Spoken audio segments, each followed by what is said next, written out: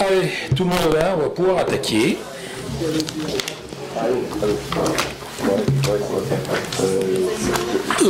Première chose, il nous faudrait un ou une secrétaire,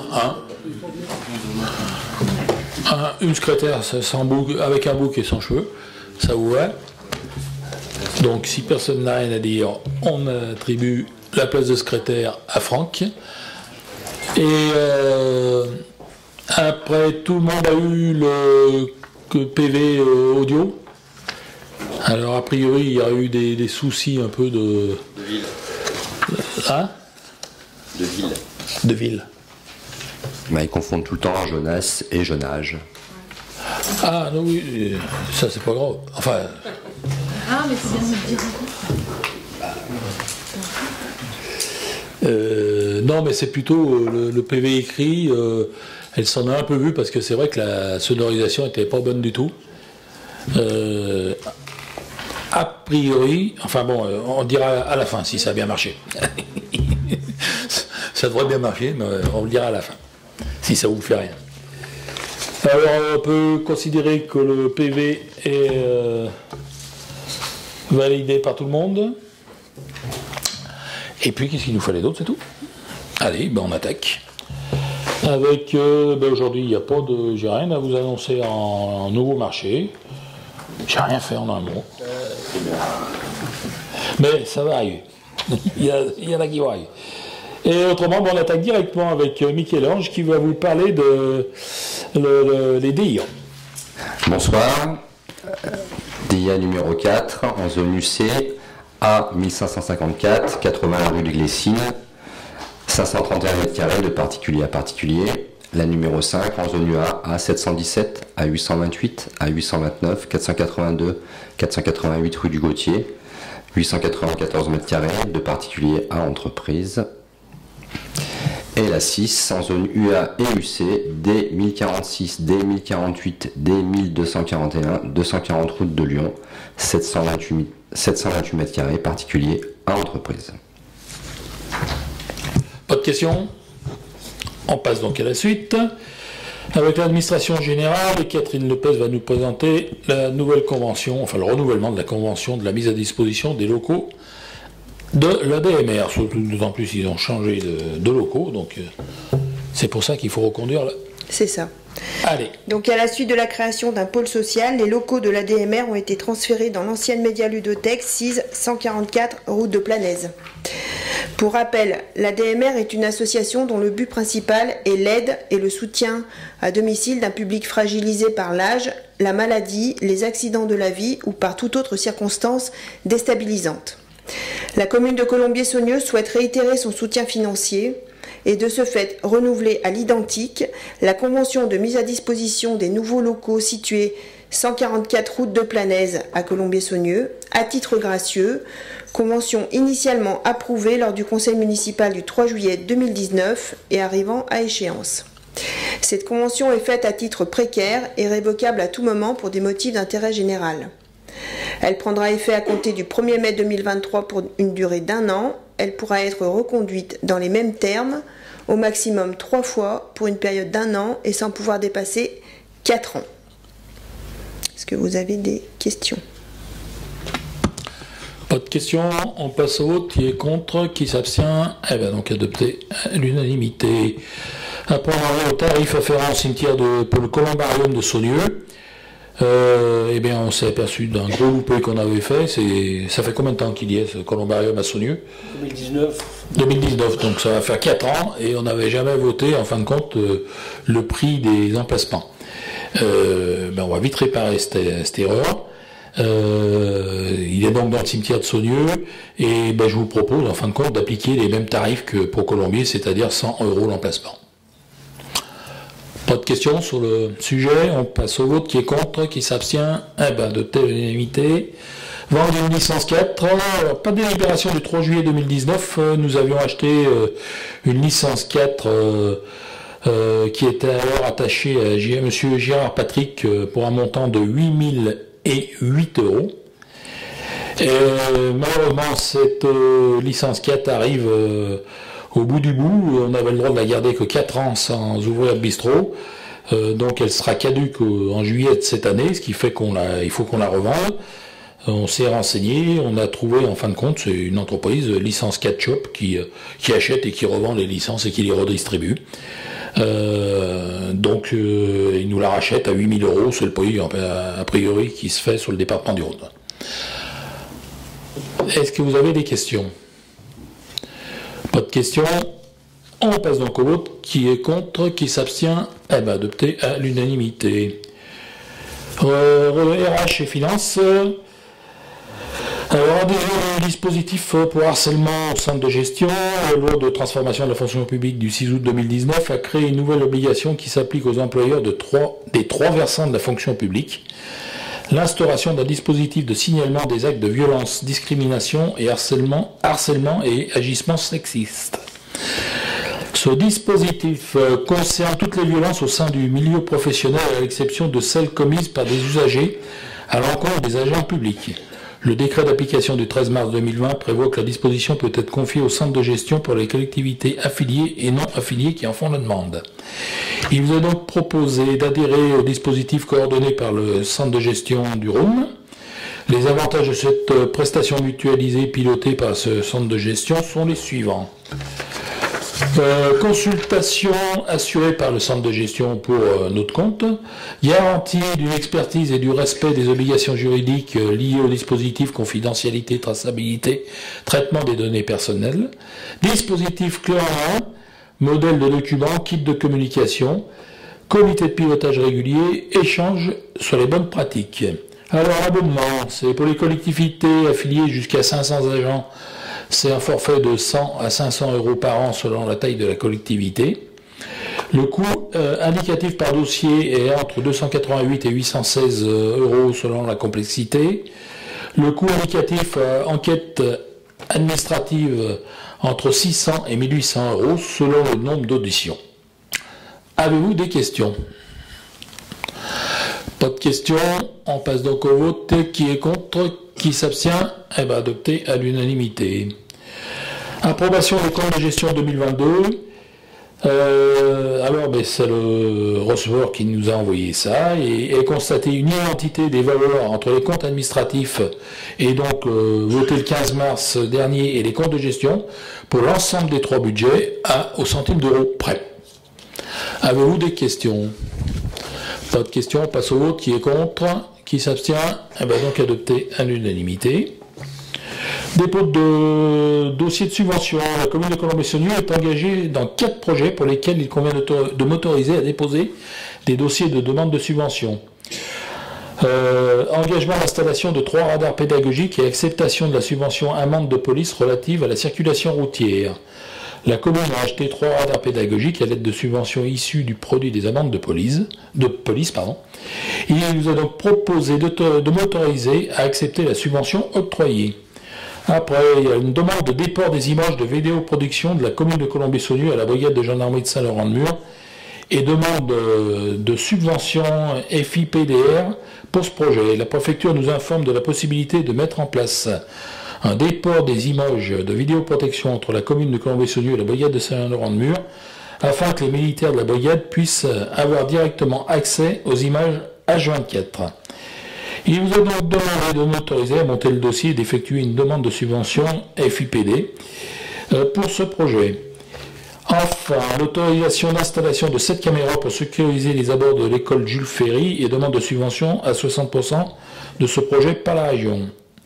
La région met en place un pack sécurité qui permet le financement à 60% des caméras de vidéoprotection dédiées à la sécurisation des abords des écoles. Il est donc demandé de m'autoriser à monter le dossier pour cette caméra et d'effectuer une demande de subvention à hauteur de 60% auprès de la région pour ce projet. Et enfin, Plein Air Fest édition 2023, 24 et 25, la commune participe financièrement à la programmation et la mise en place et la mise en sécurité du festival Plein Air Fest organisé chaque année en juillet.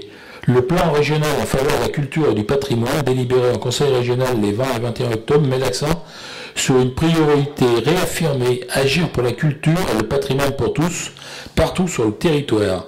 Le Plein Air Fest répondant à l'objectif d'une culture qui va vers Il rentre parfaitement dans le champ de ce plan et peut bénéficier d'une aide pour financer les dépenses artistiques, les coûts d'organisation et de communication. Pour les prochaines éditions, d'autres demandes sont susceptibles d'être effectuées auprès d'organismes financeurs. Il vous est donc proposé de m'autoriser à déposer tout dossier de demande de subvention en lien avec ce festival. Voilà donc pour les 4 demandes de subvention. Avez-vous des questions? Monsieur Dumas. Bonjour. Pardon. Concernant la vidéoprotection, on transfère les images à la gendarmerie, mais on les garde aussi en même temps à la police municipale. Oui, mais même les gendarmes ne vont pas les stocker. Ils n'ont pas les moyens de stocker. Ils pourront les voir en direct, en fin de compte. Et je crois qu'il pourrait y avoir un report de chez nous à chez eux quand il faudra leur envoyer quelque chose. Mais en fin de compte, là, on a été commune qui a été... Alors, on n'a pas été tiré au sort, mais on a été désigné commune sensible pour les Jeux Olympiques. En fin de compte, c'est parce que c'est pas compliqué. On a l'aéroport sur la commune. Et au début, ils pensaient qu'ils allaient faire un immense centre de supervision à l'aéroport, mais bon, l'aéroport n'a pas l'air d'accord.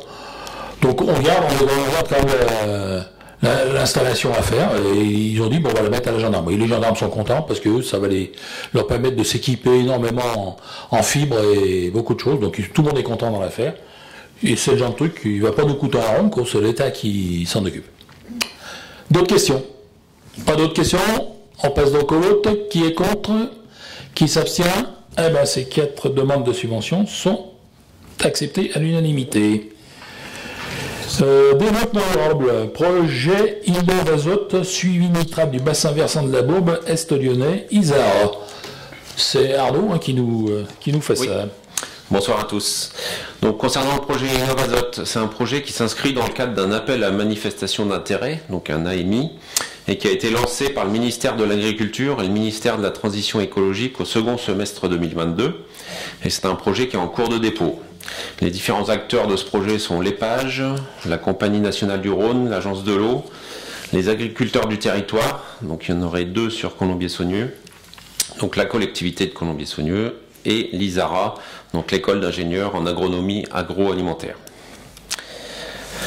Ce projet a pour objectif d'améliorer les connaissances sur la dynamique de l'azote dans les aires d'alimentation des captages prioritaires classés pour le paramètre nitrate sur le bassin versant de la Bourbe, dont le captage du Reculon.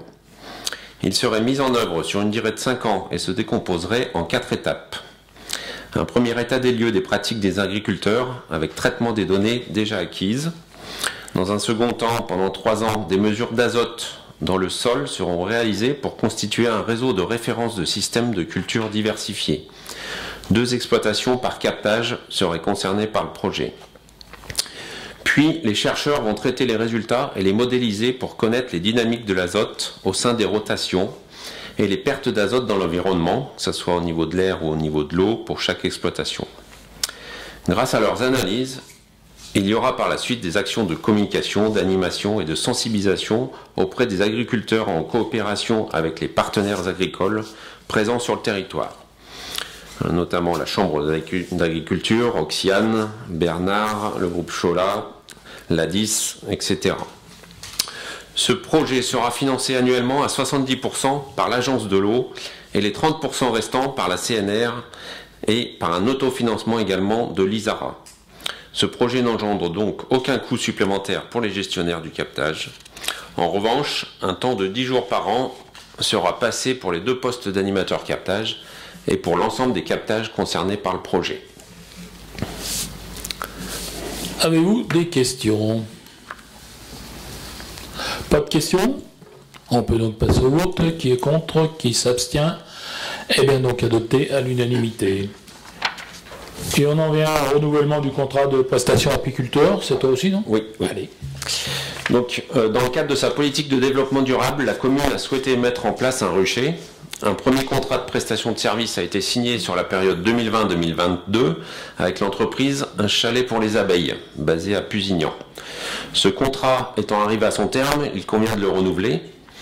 Il est précisé qu'en raison de l'augmentation du coût des matières premières, le coût de la prestation a subi une augmentation de 600 € hors taxe par an, pour un coût total de 7 000 € hors taxe par an. Il faut préciser que dans cette prestation, il y a également le miel produit qui est fourni à la municipalité avec les pots, et puis des séances d'information et de sensibilisation à l'apiculture sur 4 demi-journées par an. D'accord. Les abeilles étant fonctionnaires, elles aussi ont été augmentées de 3,5%, d'où l'augmentation du prix de la prestation. Avez-vous des questions? Monsieur Dumont.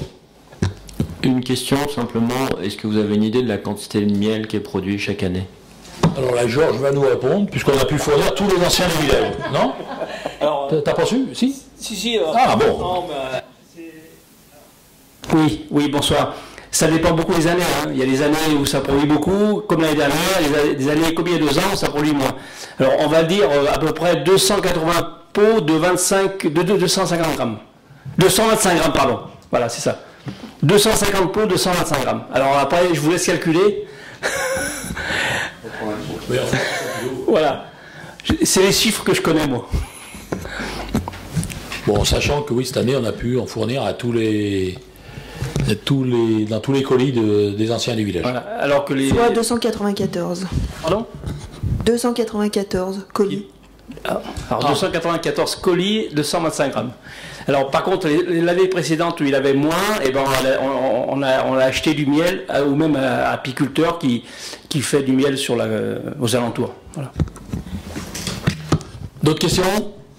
Alors on passe au vote. Qui est contre? Qui s'abstient? Eh bien adopté à l'unanimité. On en vient à l'urbanisme. Avec une mise en avant d'acquérir la parcelle cadastrée A1372 81 rue des Glycines. C'est donc Michel-Ange qui nous fait ça. Le PLU opposable prévoit que la commune de Colombier-Saunieux est bénéficiaire d'un emplacement réservé V26 pour aménagement de carrefour rue des Glycines, chemin des Pensées VC5 et élargissement de la rue de la Violette, grévant les parcelles cadastrées A325 et 1148 sur une superficie totale de 175 m².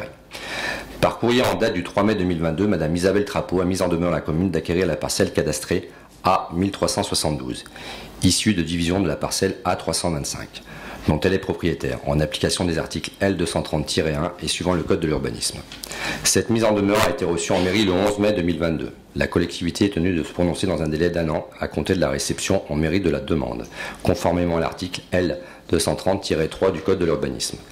L'aménagement du carrefour des Glycines, chemin des Pensées, a été réalisé sur une emprise plus petite que celle prévue par l'emplacement réservé V26. Il est à noter que l'élargissement de la rue de la Violette a également été réalisé. Au regard de ces éléments, il est proposé au conseil municipal de renoncer à l'acquisition de la parcelle cadastrée A1372 et par conséquent de donner une suite défavorable à la mise en demeure d'acquérir formulée par Madame Isabelle Trapeau. L'emplacement réservé V26 sera retiré du carnet des emplacements réservés lors d'une prochaine procédure d'évolution du POILU qui sera engagée dans les meilleurs délais, lors de la prochaine modification. Avez-vous des questions? Pas de questions, on passe au vote. Qui est contre? Qui s'abstient? Eh bien, adopté à l'unanimité. Et une autre mise en demeure d'acquérir une parcelle, la Z27, rue des Pensées. Le PLU opposable prévoit que la commune de Colombier-Saunieux, c'est exactement la même chose que tout à l'heure, donc je vais simplement donner les zones. Donc c'est pour la Z227, Z228, la 30 et la 131 du superficie totale de 8314 m².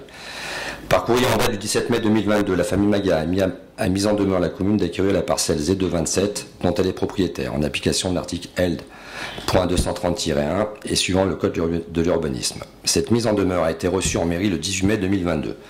La collectivité est tenue de se prononcer dans un délai d'1 an à compter de la réception en mairie de la demande, conformément à l'article L.230-3 du code de l'urbanisme. L'extension du cimetière de Saunieux est toujours d'actualité, mais l'emplacement réservé R2 est trop vaste. Au regard de ces éléments, il est proposé au conseil municipal de renoncer à l'acquisition de la parcelle cadastrée Z227 d'une superficie de 3160 m² et par conséquent de donner une suite défavorable à la mise en demeure d'acquérir formulée par la famille Maga. La parcelle cadastrée Z227 sera retirée de l'emplacement réservé R2 lors d'une prochaine procédure d'évolution du PLU qui sera engagée dans les meilleurs délais. Avez-vous des questions? Monsieur Dumont. Oui, cette parcelle, elle est en zone urbanisable ou elle est en zone, je sais pas comment on dit, zone verte? Non, c'est de la zone agricole ou naturelle, généralement autour du cimetière. Les parcelles qui avaient été prévues à l'époque pour agrandir le cimetière, mais quand vous regardez bien le plan, On aurait pu faire donc un cimetière de 2 hectares. Donc, il nous reste c'est les pas la parcelles peine au sud en fait. puisque sachant que quand vous regardez comme ça le fer à cheval un peu, il reste deux parcelles là qu'on pourrait être susceptible d'acquérir si on nous le demandait pour agrandir le cimetière, et la parcelle du bas en triangle, là, on est déjà propriétaire. Donc oui, ça fait quand même un grand cimetière, ça ferait. Pas d'autres questions? On passe au vote. Qui est contre? Qui s'abstient? Adopté à l'unanimité. On en vient avec la cession des parcelles 1353, 1357 et 1358 à la commune. La commune s'est engagée dans une programmation urbaine pour la réalisation de ce projet d'aménagement du centre-bourg de Colombier. Dans ce cadre-là, la commune a vendu les parcelles D1352, D1353, D1355, D1356 et D1357 à la société Actifi. Les parcelles D1353, D1357 et D1358 étant affectées à l'usage du public, il convient maintenant que les travaux de construction seront achevés, de régulariser la situation et procéder à l'acquisition à titre gratuit de ces parcelles.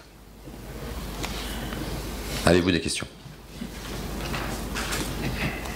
Pas de questions, on passe donc au vote. Qui est contre? Qui s'abstient? Adopté à l'unanimité. Et on en vient maintenant à la fin de ce conseil avec le code de vie, la mise à jour du PDI-PR. Et c'est Georges qui nous présente ça. Oui, donc suite à la, on a refait un point avec le service urbanisme des chemins ruraux, des chemins communaux ruraux qui peuvent être affectés à la promenade et à la randonnée. Et donc on a aussi remis en place, étant donné que les Salines, on a fermé le chemin des Salines à la circulation, on a pu aussi le redonner à la circulation des vélos et des piétons. Donc on a demandé au département de modifier leur plan départemental des itinéraires de promenade et de randonnée, et donc du coup eux ils ont accepté de modifier ce plan, et nous on doit passer au conseil municipal pour le valider. Voilà. Donc le plan départemental des itinéraires de promenade et de randonnée, PDI-PR, a vocation à permettre la création, le maintien ou le rétablissement de la continuité des cheminements favorisant la découverte des sites naturels et des paysages ruraux, tout en assurant la conservation du patrimoine que constituent les chemins ruraux. Le PDI-PR peut être mis à jour sur délibération du département et de la commune. Il est proposé d'autoriser la mise à jour du PDI-PR du Rhône sur la commune pour ajouter de nouveaux chemins. Alors je ne sais pas s'il y a le chemin. Oui, il y a les chemins. Donc vous pouvez voir les chemins en violet sur les chemins qui ont été rajoutés au plan départemental. Donc il y a le chemin des Salines, il y a les chemins qui sont à Moncul, qui rejoignent la Bourbre, et il y a le chemin le long de la Bourbre également. Voilà. Et puis il y a le chemin qui a été aussi rajouté qui a été refait le long de la déviation. Voilà. Donc maintenant, ces chemins, le département, il faut qu'on fasse un recensement de tous les panneaux, les petits panneaux jaunes, et le département va les mettre à jour. Et surtout l'avantage, en fin de compte, on va pouvoir aller par ces chemins à la passerelle de la Barquette, qui nous donnera un accès justement au PDI-PR du Dauphiné, en fin de compte de l'Isère. De l'Isère, voilà. Puisque les chemins sont interconnectés maintenant avec ce système. Avez-vous des questions? Pas de questions, on va donc passer au vote. Qui est contre? Qui s'abstient? Donc adopté à l'unanimité. Voilà, on est arrivé à la fin du conseil, on en arrive aux questions diverses. Y a-t-il des... Georges? Donc j'ai 3 points là. Premièrement, samedi prochain, le 15 avril 2023, de 9h à 11h30, il y aura une distribution de broyats issus des déchets verts de la commune. La distribution se fait à l'ancienne déchetterie. Il faut téléphoner au CTL pour prendre rendez-vous, et ensuite il y aura quelqu'un pour vous accueillir. Ensuite, je voulais juste annoncer un petit peu en avance, mais bon, c'est bien de l'annoncer en avance, la journée de randonnée agricole qui aura lieu le 3 juin 2023, le matin. Le thème de cette journée cette matinée sera du champ à l'assiette, avec visite de 3 fermes qui font aujourd'hui qui produisent de la matière première pour la nourriture. Et ensuite, un démarrage des travaux très important pour la commune, qui va engendrer pas mal de problèmes de circulation. Mais bon, il faut y passer pour qu'on puisse améliorer un petit peu les voies cyclables et les piétonnes de la commune. Donc le démarrage des travaux de la route de Lyon qui vont démarrer entre le rond-point de la jardinerie et l'impasse de la Croix. Donc les travaux démarrent le 17 avril 2023. Voilà. Et pour 3 mois. Ce petit tronçon, c'est sur 3 mois. Et ensuite, on continuera par la suite. Voilà. D'autres questions? Pas de questions nulle part. Monsieur Guiré. Je reviens sur la licence qui va être vendue. Ma question, c'est est-ce que la licence garde sa territorialité? Non, ça n'existe plus tout ça maintenant. En fin de compte, ça ça n'existe plus. C'est ce qu'on nous a dit. Donc, ça se vend comme ça. Et si quelqu'un vient, il pourra en racheter une qui viendra de n'importe où. Puisque maintenant, c'est comment il s'appelle la société qu'ils achètent et ils vendent des licences comme ça vient. Mais il n'y a plus de territorialité de licence. La preuve, c'est qu'à l'aéroport, ils n'arrêtent pas d'en acheter et d'en revendre. Là, quasiment la moitié des bars de l'aéroport a fermé, et donc ils ont pas dû revendre leur licence, ils ne l'ont pas laissé périmer. Voilà, d'autres questions? Non, donc on va clore ce conseil. Moi j'ai une information, un petit message de la part de l'association des sonorités.